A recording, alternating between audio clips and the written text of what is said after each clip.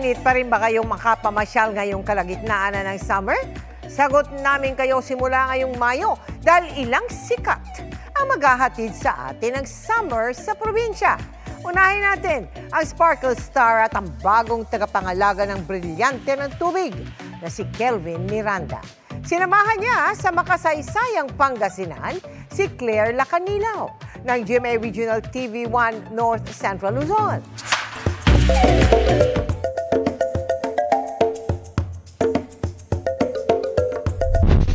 Welcome to Panag-Asinan!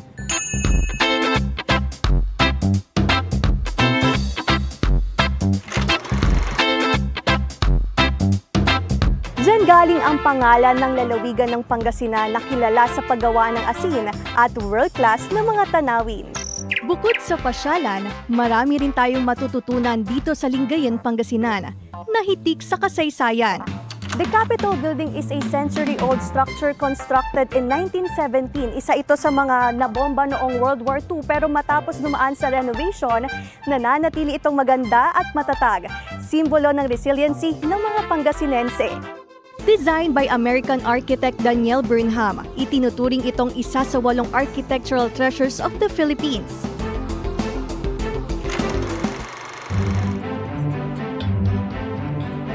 From one capital to another, let's go to Casa Real.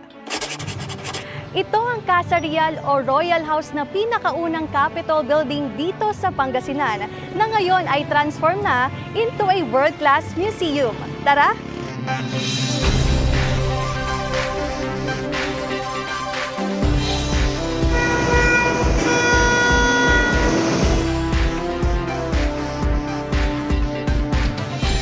Kapuso, espesyal ang araw na ito dahil makakasama natin ang GMA Sparkle artist na si Kelvin Miranda. Welcome to Banaan Museum. Maraming salamat sa pag-invite dito. Tara!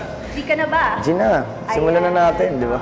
Welcome po sa inyo sa aming museum, ang Banaan Museum. So, ang Banaan ay isang salitang Pangasinan. Nang ibig sabihin ay tagpuan or meeting place. Pinaka-na-curious ako pagpasok pa lang, ito na. Ito naman. Ano po bang mundo to? Yan? Ito is tungkol naman sa Bulinaw skull na tinatawag natin. Totoong skull po yung mga yan? Replica, sir, no? Itong mga skulls na ito, nahukay po yan sa may Balingasay area, sa Bulinaw po yan. Nagkaroon po ng archaeological diggings in the 1960s. Along with the Bulinaw skull, may nahukay pa silang other skulls, totaling to 67 skulls all in all. Sa totoo lang, halo-halong emosyon. Halo-halo din yung nakita kong ngayon ko lang nalaman dito sa Pangasinan. Nakakilabot din yung ilan kasi parang grabe yung preservation nangyari.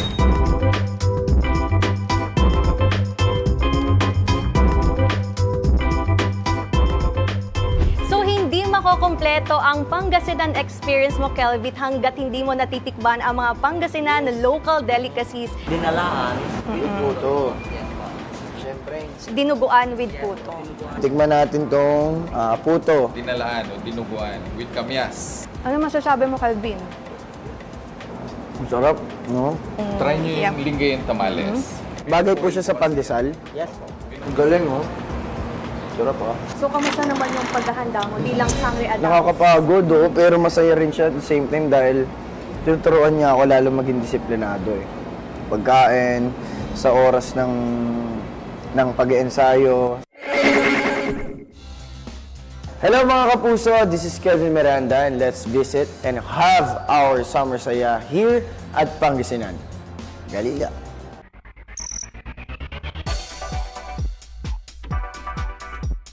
At kung hanap nyo naman ay scenic sunset view, isa sa mga di pa masyadong dinarayong beach dito sa Lingayen, ang Estanza. Right at the heart of the province of Pangasinan, dito sa Lingayen, matatagpuan ang Estanza Beach. Mula sa bayan ng Lingayen, maaring sumakay ng tricycle papunta rito sa beach.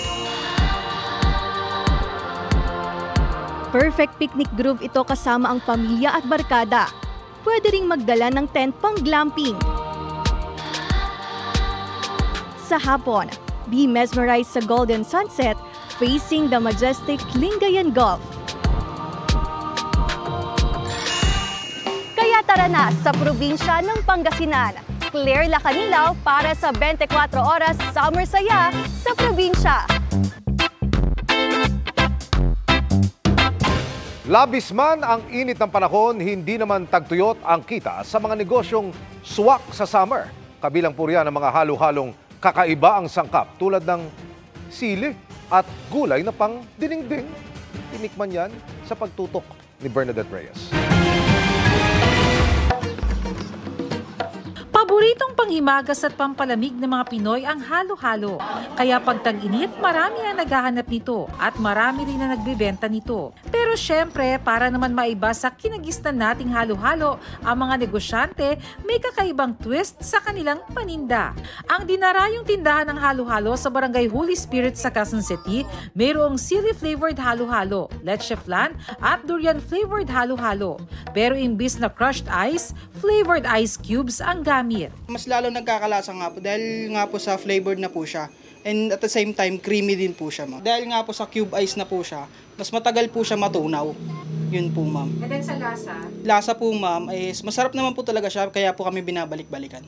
Lasang sili nga! Oh my goodness! Ang anghang! Sa halo-halo store na ito, laging mahaba ang pila o di naman kaya laging sold out ang kanilang mga halo-halo dahil ang kanilang mga flavors inspired ng mga paborito nating Filipino desserts. Buko pie. So we did the halo-halo version. The Maha Blanca, which is kasama yan ng mga sapin-sapin. Scramble, naalala ko kasi sa school yun eh. Alam mo yun, paglabas ng school, yun lang yung dessert na alam natin besides the fishball, the kikiam. Actually, wala pang kikiam, may parang fishball lang eh. Mango Graham, it's now. Si Ann, pumila ng mahigit 1 oras para makabili ng halo-halo. Yung palang nasa harap ko, siya mang in-order. I have to wait, well, I have no choice. Pero sulit. Sulit talaga siya. Etong si Marjay, not just one, kundi 15 halo-halo ang binili. Ito yung cravings nila, so dinayo namin dito. Galing pa kami Marikina. Ube yung pinaka-natikman ko, yun, masarap siya talaga. Hindi siya not your ordinary or halo-halo talaga. Sa Lawag City, Ilocos Norte, may bersyon ng halo-halo na ang sangkap, mga gulay na karaniwang matatagpuan sa sikat na Ilocano dish na dinengdeng na may malunggay, kalabasa at taro. Aside from kumakain po tayo ng mga organic vegetables, marami po tayong nakukuha na vitamins at nutrients like iron, vitamin A at saka carbohydrates, in which carbohydrates is the good source of energy. Refreshing fruits naman ang panlaban ng halo-halong ito sa Barangay Sampaga East sa Batangas City. Meron itong melon, pakwan, mangga at iba pa. Mas malasa pa raw ito dahil sa kanilang flavored ice. To make it more special, may ice cream, leche flan, queso at cornflakes. Yung halo-halo namin, hindi siya ganon katamis. Na saktong-sakto lang talaga. Yung sweet niya galing doon. Payo ni Duncan sa mga nais magnegosyo, importanteng maging malikhain. Na-realize ko na instead na kalaban ko sila, everybody after nila kumain, ako na yung pupuntahan nila. Para sa GMA Integrated News, Bernadette Reyes, nakatutok 24 oras. Giving fierce and sexy vibes si Angelique Kang sa hit Kapuso series at Black Rider. At sabay sa kanyang lalong pagsikat ang pagkakasangkot naman sa issue ng hiwalayang Bea Alonzo at Dominic Roque. Ang sagot niya dyan, alamin sa chika ni Nelson Canlas. At 22, one of the youngest in her sexy star class, si Angelique Kang. Her sudden rise this year made her one of Viva Max's A-listers. Daring sa kanyang roles, maging sa post sa social media. Nag-angat din sa kanya bilang isa sa pinakabagong pantasya ng bayan. Kitang-kita sa mga eksena ni Angelique sa Kapuso Prime series na Black Rider ang kanyang pagiging palaban. No! Tulungan mo na ako!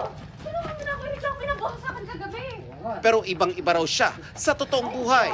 Sa guesting ni Angelique sa Updated with Nelson Canlas podcast, ikinuwento niyang noong una, walang basbas ng kanyang conservative parents ang kanyang trabaho ngayon. Pero ito raw kasi ang isa sa paraan para maabot ang kanyang pangarap na mag-artista.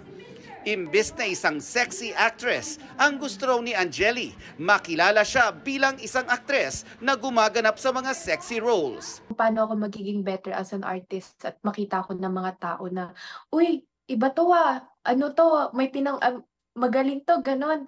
Kaya gusto ko po laging, kahit man sa intimate scenes or outside intimate scenes, talagang sineseryoso ko po. Gusto ko makita ng mga tao na magaling ako umacting. Inamin din ni Angeli na may mga natatanggap siyang indecent proposals. Yes, ang dami po. Ang dami nag-chat sa akin sa Instagram. Up until now, parang naapektuhan pa rin ako kasi minsan naisip ko, wala naman akong ginagawa. Alam ko sa sarili ko na I took my mom's advice sa puso. Sinapuso ko po talaga yung advice sa akin ng mom ko na wala akong tatapakan na tao, mahal ko yung ginagawa ko. Nadawit din ang aktres sa hiwalayan ni Bea Alonzo at Dominic Roque. Actually, ang dami pong nagtag sa akin. Ikaw daw yung reason ng breakup ni ganito, ganyan na. Ni Bea saka ni Dominic. Tas every time po na lumalabas ako, nakikita ko yung mga tingin sa akin ng mga tao na parang hate nila ako. Kaya nung time na yun, hindi mo na ako lumabas ng 1 week. Pero okay, ito, sagutin mo na. Fact or fake news? Fake news po, fake news siya. Actually, never ko pa po naka-work si Bea and Dominic. And I hope I work with them soon. Hindi po kami magkakilala. Mapapanood pa rin si Angeli sa Black Rider bilang ang palabang si Nimpa. At kaabang-abang ang patalbugan nila ni Bane, played by Yasi Pressman. Abangan din kung saan hahantong ang tapatan ng ating bida na si Elias, played by Ruro Madrid, at Calvin, played by John Lucas. Nelson Canlas, updated sa Showbiz Happenings. And that's my chika this Wednesday night. Ako po si Iya Arellano. Miss Mel, Miss Vicky Emil. Thank you, Iya. Salamat sa iyo, Iya. At yan ang mga balita ngayong Miyerkules. Ako po si Mel Tiangco. Ako naman po si Vicky Morales para sa mas malaking misyon. Para sa mas malawak na paglilingkod sa bayan. Ako po si Emil Sumangil. Mula sa GMA Integrated News, ang News Authority ng Pilipino. Nakatutok kami 24 oras.